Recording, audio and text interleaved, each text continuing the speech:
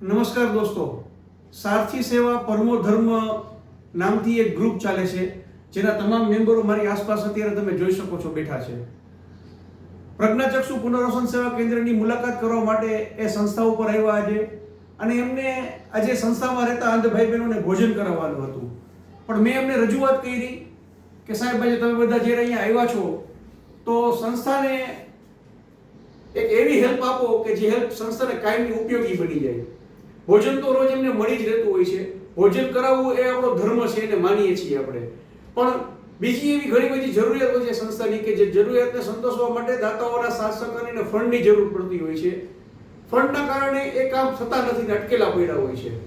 તો તમે એ કામમાં અમને હેલ્પ કરો તો વધારે સારું. જેમ કે મેં એમને ઉદાહરણ આપ્યું કે અત્યારે આપણે સંસ્થાની અંદર 2 મશીનો ચલાવી છીએ, તો એક ત્રીજું મશીન હજી સંસ્થાની અંદર આવી જાય તો 2 નેત્રહીનોને રોજગારી મળે, અને એનો જે બેનિફિટ છે એ આ અંધ ભાઈ બહેનોના જે ફાળે છે એ જાય. તો એમને મારી વાતને સ્વીકારી, હું એમનો આભાર માનું છું. સેવા સારથી ગ્રુપના તમામ મેમ્બરો પોતાની જે કમાણી છે એ કમાણીમાંથી બચત કરી અને વિવિધ સંસ્થાઓને એ લોકો હેલ્પ કરતા હોય છે.